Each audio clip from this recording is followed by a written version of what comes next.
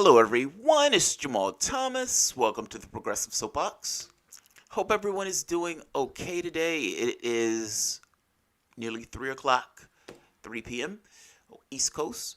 Let's see. Let me check my sound before we light this candle. I guess technically we've lit this candle, but we're going to light this candle to an incandescent, or hopefully something close to story. Look, guys, I want to thank everyone for your support, by the way.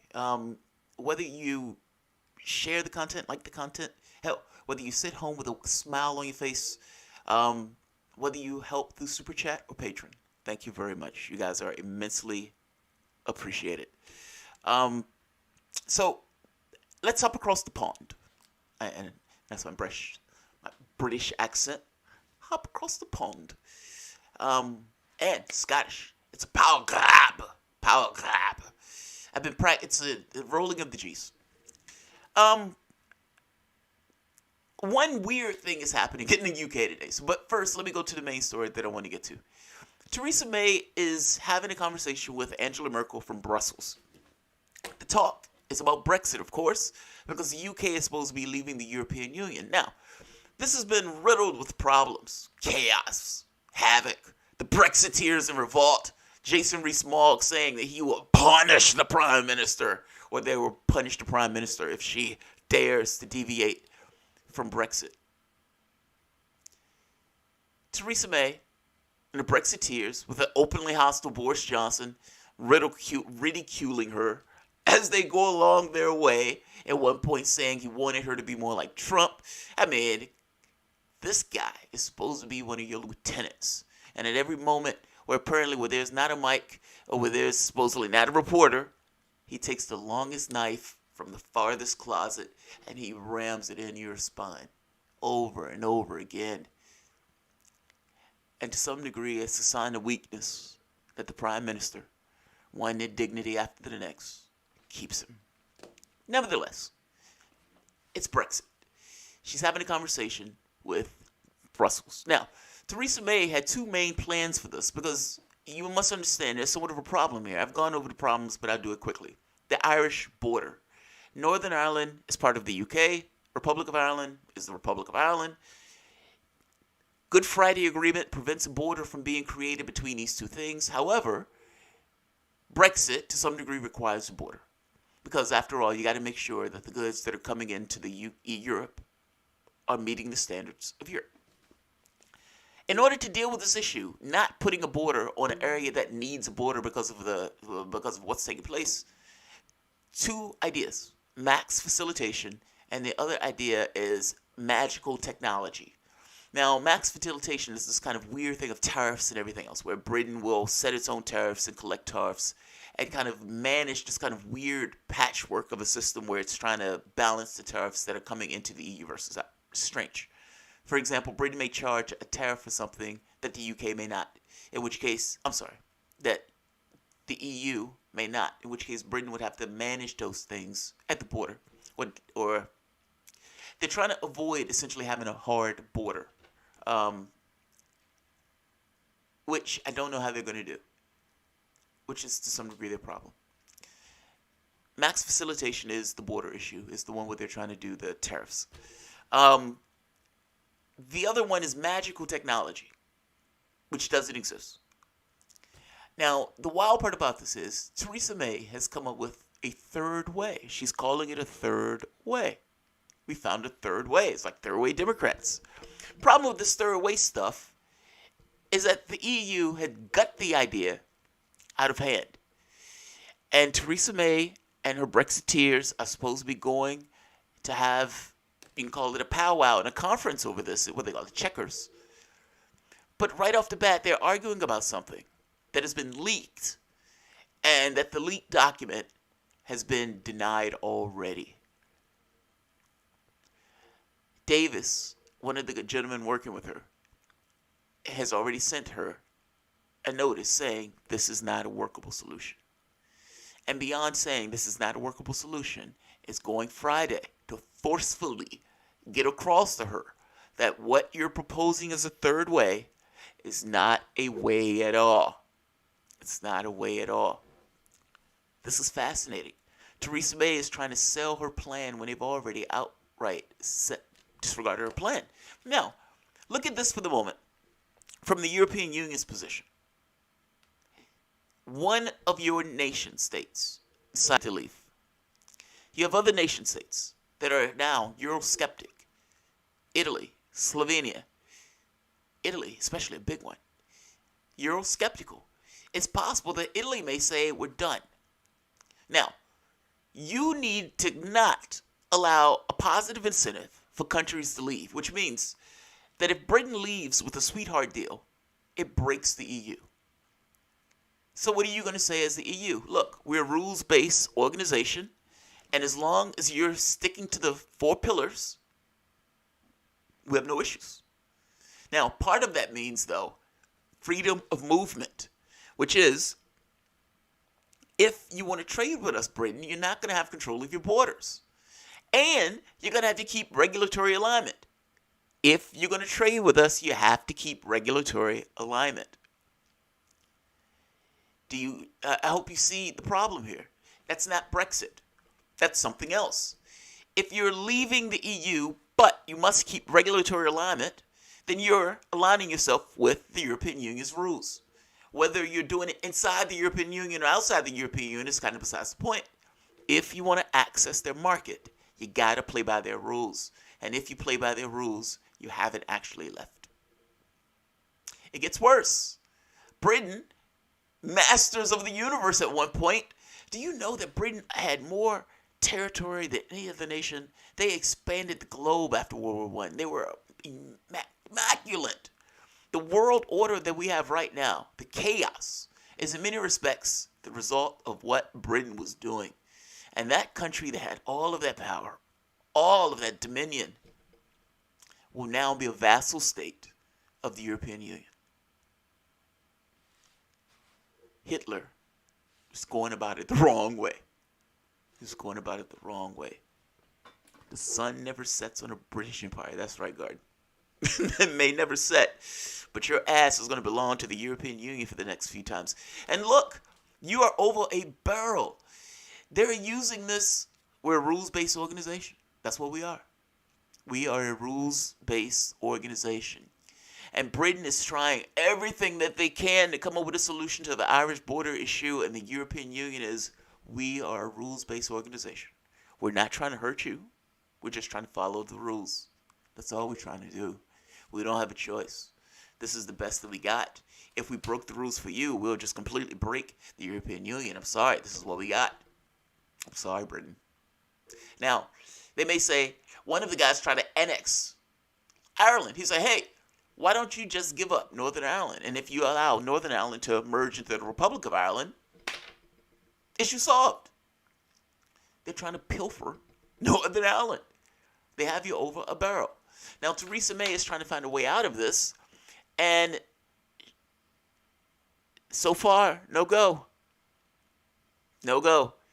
What you're going to see in the British media is a bunch of arguing. You're going to hear Theresa May and Brexiteers are haggling and all this other stuff, but at the end of the day, the EU has already said no. They're arguing over something that's already a no-go. It's amazing. Let's take a look at the story. I hope I did this justice as a summary. But let's start here first. Theresa May meets Merkel ahead of the cabinet summit. That's great. The UK Prime Minister told Germany's Angela Merkel, who's already in a fuckfest of her own, that she hoped this would lead to an increase in the pace and intensity of UK-EU relations. As they met in Berlin, Ms. Merkel said Brexit talks were at a crucial phase. She said that a political framework for future relations needed to be carried out by October. This is the famous UK cabinet meeting that's supposed to take place on Friday. That's where they were supposed to work all this stuff out. The Prime Minister is supposed to show them her plan. We've been waiting on the Prime Minister's plan for like a year. Or to be fair to her, let's say a few months. And even when they were at the EU summit, where they were talking to the 27 people, the people kept telling her, hurry up, hurry up, hurry up. We need you to hurry up. We need you to hurry up. We don't have no idea what your ideas are for Brexit, and everything that you've said up to this point has been Narnia. You're in the Harry Potter version of political bargaining. Let's keep going though, because this is awesome. Because the other documents are going to show how insane what's taking place is. After months of tension and disagreement, the Prime Minister is gathering the entire cabinet at her home at Chequers on Friday with the aim of agreeing to a UK proposal on how future relations should work. That would then be the subject of negotiations with the EU, which might have different ideas. The UK is due to leave the European Union at 2300 Green Mountain Time on 29th of March 2019. But to allow time for Parliament in the UK and the EU to approve whatever deal is agreed, the aim is for the framework for future relations to be agreed this autumn. What is the proposal trade deal being discussed? According to number 10, the new plan would allow the UK the freedom to set its own tariffs on goods arriving into the country. Okay, no issue with that. Technology would be to determine whether the goods will ultimately end up, and therefore whether the EU or the UK tariffs should be paid. Now, Boris Johnson is called the stupid, so let's keep going. Downing Street said it's confident that the arrangement would be partly in place by the end of the proposed transition period in December 2020, with the system being fully operational by the next general election, which is due in 2022. Now, look at this though. They're supposed to be out by 2019. What happens in the intervening time between 2019 and 2022? That's a lot of time. Britain will be a vassal state. The sun never sets on a British Empire. On regulations, it is understood that the UK will closely mirror the EU rules, but Parliament will be able to decide where to deviate. You can deviate, but if you deviate, you will lose access to the single market. This is the point. Theresa May has said this herself going back months ago. Listen to her speeches in the PMQs. She has said this. She says it in a very British way, but she said it. However, the arrangement has not been explained in full, and it's not clear whether the cabinet will back the plan or whether the EU will agree. They will not. Tensions over the plan. A source close to the Brexit Secretary, David Davis, refused to comment on a Daily Telegraph report that he told Miss May that the plan was unworkable. Mr. Davis and Mrs. May are working closely on what would be presented on Friday, the source said. However, Mr. Davis is expected to forcefully express his doubts and reservations about the compromise plan, including the view that it could be a mistake to set out too much of the UK's negotiating position at this stage. It's very possible that Davis himself leaked that plan. It's politics, smash mouth politics. I don't like what the Prime Minister is doing. The Prime Minister is not going to be able to get this done. I need more political force to get my way. Oh, what do you know? I accidentally dropped this into the hand of some reporter. Bastard. And the moment that the reporter asks you about it, I have no comment about that. I am working close to the Prime Minister to work this shit out. Dick Cheney used to do that, by the way. Dick Cheney would leak information to the press and then quote the press as he talked about whatever he was talking about. He was the originator of the leak himself. The media are stooges. They're part of the political space. Let's not pretend otherwise. Let's keep going. Among the issues that need to be resolved is a need to avoid new border checks between Northern Ireland and the Republic of Ireland when the UK is outside of the customs union. Eurosceptic MPs have warned Mrs. May against tying the UK and the EU after it leaves, saying it will prevent striking its own trade deals with other nations. And they're right. Meanwhile, 46 other Conservative MPs have written Ms. May urging her to listen to the voice of business and target a new deal, which enables frictionless trade to continue. After Friday's meeting, the government is expected to publish a white paper setting out its plan in detail. I'm waiting for that paper. I am eager to see that paper because Theresa May has danced on the head of a pin in this case. It's like she's been walking a tightrope between the Brexiteers who say, fuck it, we're leaving, and other people are like, whoa, let's calm down with the leave stuff. The Brexiteers has a very specific point, though. If you align us from the standpoint of regulatory alignment, then we're not out. We're not a nation state. How can I make a trade deal with somebody when my trade or what I can do is literally tethered to what's taking place somewhere else. They're not wrong. The problem is they're wanting to bull straight ahead, saying fuck all to the businesses and the people who are going to be hurt by those choices. But from the logic of if we're supposed to leave, we're leaving, and that very specific contextual logic, they're not wrong. They're not wrong. Now, here's the catch. That's beautifully presented by the BBC. But again, this is Davis. Third way is unworkable, says David Davis in his last-ditch letter to Theresa May ahead of Crunch Talks. This doesn't work. This doesn't work. Please listen to me. This doesn't work. Fuck it, I'll leak it to the press. If she's not going to listen to me, she will listen to a large group of people in the press talking about this very specific thing, saying it doesn't work. I'm not saying he leaked it. I'm saying I wouldn't be shocked if he did. David Davis has written to the Prime Minister warning her that her plan for Brexit to be presented to the Cabinet at Chequers on Friday is unworkable. The Telegraph can reveal the Brexit Secretary has sent a letter setting out his opposition to Theresa May's so-called third way plan amid concerns the EU will reject it out of hand. In the last-ditch letter, he said the compromise plan the Prime Minister intends to present will fail because it is simply a customs partnership with some additional technological elements.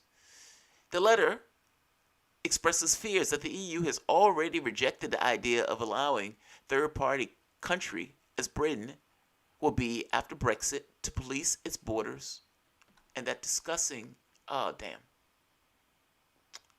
crap. All right, screw that. Let's go to this part, right here. EU rejects Theresa May's third way on trade deal, but Tories fight about it anyway. The thing is, once they leak this document, you can look at the document to some degree and hear the argument that's taking place. The EU has already said this. Look, the EU has made the point that what you're proposing doesn't exist. And because what you're proposing doesn't exist, no. You can come up with all kinds of systems, but at the end of the day, you still need the EU to agree to those systems. And this idea of setting up this kind of tariff mechanism, or this idea of having technology magically do whatever they needed to do. Look, the honest truth of it is the Brexiteers just want to be out. They want to figure shit out later. And they want to come up with any other reason, like trickle-down economics to explain why billionaires need to have more money, to be out. That's the truth of it.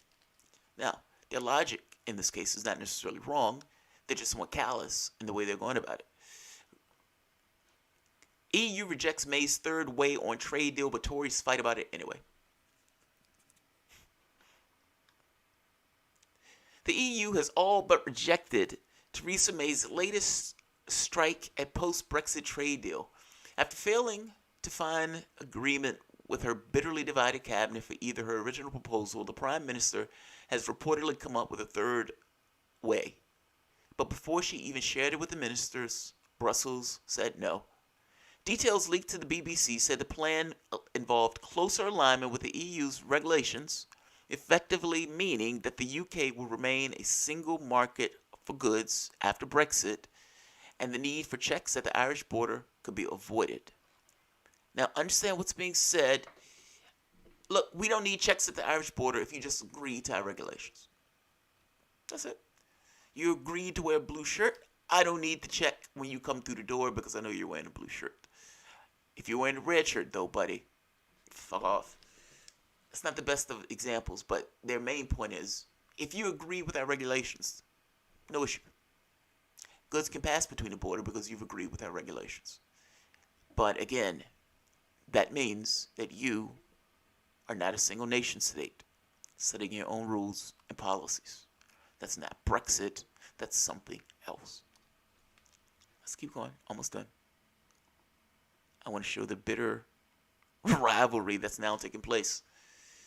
Maximum facilitation, also known as MACFAC, will see as yet an uninvented technology deployed in Northern Ireland to remove the need for physical border checks. The customs partnership, which has been May's choice, would mean the UK applied to EU tariffs and rules of origin to all goods arriving to the country and then hand over what was owed for anything heading to the EU. On Saturday, reports suggest the Environmental Secretary Michael Gove physically ripped up the first page of a report about a customs partnership. He was said to have been livid because he felt the government downplayed his objections to the proposal. Leading Brexiteers Jason Rees-Mogg also told May that anything that involves regulatory alignment will not be what voters ask for. Now, speaking of Jason Rees-Mogg, Mogg is an open rebellion. Tory Toff Jason Rees-Mogg threatens to take down Theresa May ahead of Brexit talks. Listen to that shit. He's about to tackle the Prime Minister. I do declare. The assault by Jason Rees-Mogg led to a furious backlash with Tory colleagues.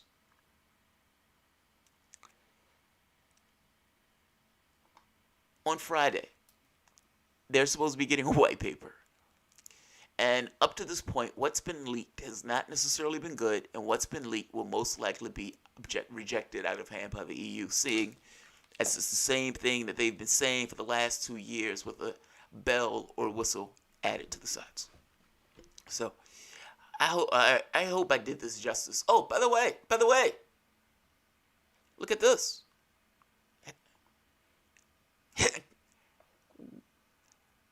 Amesbury poisoning. Couple handled contaminated item 48 minutes ago. Another Novichok poison. And guess who they immediately blame? The goddamn Ruskies. The Russians did it. The Russians keep fucking with us. And it just so happened to be fucking with us when you were failing at Brexit. They just so happened to be fucking with us when we're failing miserably at Brexit. Look at me! Look over here! Pay no attention to what's taking place in Brussels right now. Pay no attention to the fact that your Prime Minister has no idea what she's doing for Brexit. Or at the very least, doesn't look like it. Pay no attention to the open rebellion in your government.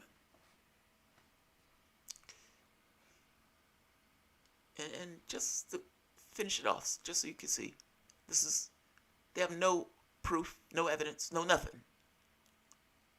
They just pointed to Russia, just like they did the last time. Let's do this guy. We have already seen multiple explanations from state-sponsored Russian media regarding this latest incident.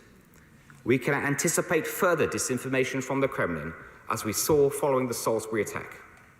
And as we did before, we will be consulting with our international partners and allies following these latest developments. The eyes of the world are currently on Russia, not least because of the World Cup. It is now time that the Russian state comes forward and explains exactly what has gone on. This is too stupid. Is it possible that Russia did it? It's possible. But why are they fucking with you in this way? This just seems so bizarre. Vladimir Putin, for shits and giggles, has just decided to poison a bunch of people with Novichok, military-grade poisoning. In the first case, I think it killed a hamster. In the other case, these people went down. I don't know the full story about this case. I'm just making a more subtle point. And why, just so happened, does all of this take place around this idea of Brexit when your Prime Minister is failing miserably to deliver what the public wanted? I'm skeptical. You are the secondary country of the weapons of mass destruction myth. And the whole Skirple thing in and of itself is somewhat nasty and weird and strange in the way that it mangles itself into U.S. politics. I mean, Christopher Steele and Skirple were interrelated. There was a link between those two things. And British government put out a D-notice in order to shut the press up from talking about that link. And the press, dutifully, never talked about it. I don't want to diverge into the story, because this is a separate story in and of itself. But Brexit is a big fucking deal. And I would say do not let them take your eye off of what that prime minister is doing, and especially what the Brexiteers in this case is doing. And one or two things is going to happen. Either they're going to be able to get a deal for the Irish border, or they're not. And if they're not, there's going to be a vote that's going to come into play that is going to essentially allow Parliament to get a vote on what to do next. The Remainers, don't count them out. They're willing to do whatever they need to do. And I guarantee you, if the EU put enough stress on these negotiations where they can't necessarily get in negotiations, and the only thing they get is a hard Brexit, and that hard Brexit runs up against an Irish border, then Parliament will get a vote. And if Parliament gets a vote, and the only thing is to have this kind of, tumbling out of the European Union, like tumbling out of warp space, what does Parliament do? What does Parliament do? So this should be fascinating politics of what's taking place. And even the politics from the standpoint of what does the EU want? Well, first and foremost, the EU doesn't want other countries to leave. The question becomes, does the EU want Britain to leave? Now, that's where it gets interesting. Smash mouth politics on the international level. If they don't want Britain to leave, then they would want to make it as hard and as miserable for Britain as they possibly can, which means we need a border. None of that shit that you guys are talking about. We need a border. We're not doing it because we're being dicks. We follow the rules. We're a rules-based organization, Britain. You need to understand that. You understood that when you were part of us, buddy. You decided to leave. We're a rules-based organization. Our hands are tied. Sorry. Sucks. So fucking sad. Now, if you're stuck with that scenario, and everything that they say, for the most part, they tell them, no, that's not an adequate solution for us, what is Britain to do? What is Britain to do? If the prime minister of that country gets to the point where she has no other option because the European Union continues to tell them no, then either she will tumble out, in which case they would demand a border, the EU would demand a border, allowing Parliament to get that vote, or she would take a miserable deal that continues regulatory alignment with the European Union in order to keep access to the single market. It is going to be fascinating to see who wins that argument in regards to what they end up doing. If they end up tumbling out of the European Union, that is going to be a fuckfest. You can already see the results of what's taking place now from the standpoint of economics. Now, it doesn't necessarily mean that that's going to be forever. It does mean that there's going to be pain in the short run when they get this kind of reorganization of what they are. So, let's see. I am fascinated by this story, and I hope I'm not the only one that's fascinated by what's taking place over there. You've nailed it, Jamal. Great stuff. Oh, thank you, Patrick. Thank you, Patrick. Let's see. He's been pissed since the wall came down and he lost his job. And naturally, do you know about George Monbiot? The last name sounds familiar, but I'm not sure who it is. I need a little bit more context.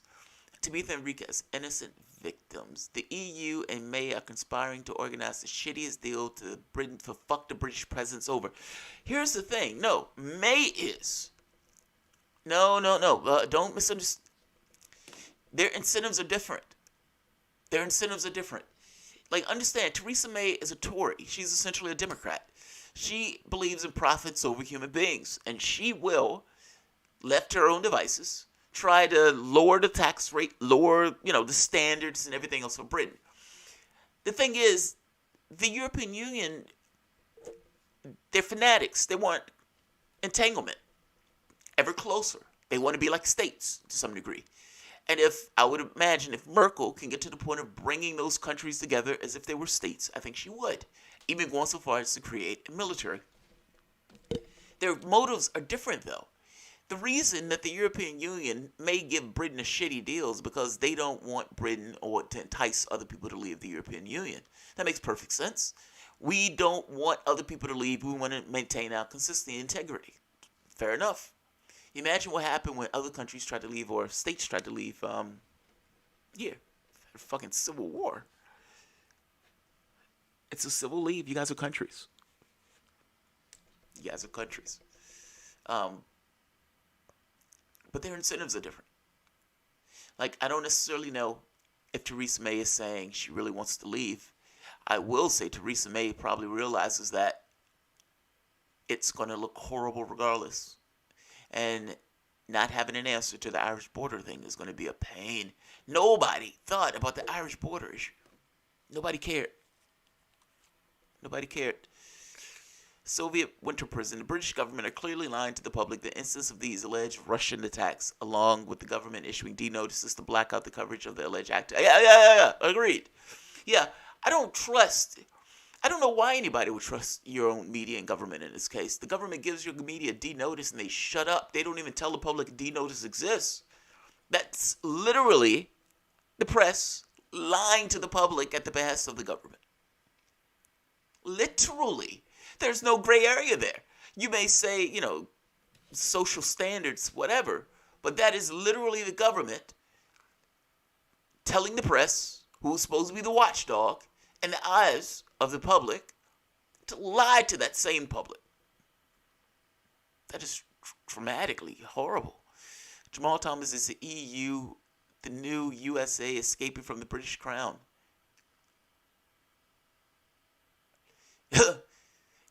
The wild part about it, it's like the opposite. It's like, it's not the British crown, it's the other way around. I mean,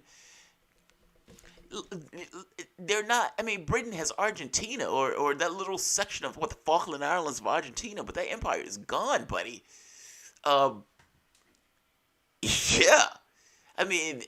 Britain will be a vassal state, and I don't say that as a negative. I say that to some degree that it's just what it is. At the very least, while they maintain the regulatory alignment and come up with some idea that the EU is going to accept, they are going to be in regulatory alignment and at the behest of the European Court. What do you call it? What do you call it? You can come up with another name for it. Fair enough. Coalition of vassal state. I don't mean it in a bad way. All right. I'm going to end this here because I have somewhere to go. I'll be back. I have a few more shows that I want to do before this evening, so forth. So, thank you all very much. I would say check out what has been taking place in British politics. I think this has been fascinating. I've done multiple shows on it. I hope I do this justice. I need to try to be less scattershot or condense it in a better packaged way. But I tried to give a summary in the beginning before actually doing the story itself. I think the summary is interesting. I think the secondary story, the details is gives you more, meat on it, if that makes sense. So, all right, guys, I will end this here. You all have a good one, and I'll see you guys in a few. Thanks, guys. If you enjoy the content, please feel free to share, like, subscribe, and of course, you can always support the Patreon. Thanks, guys.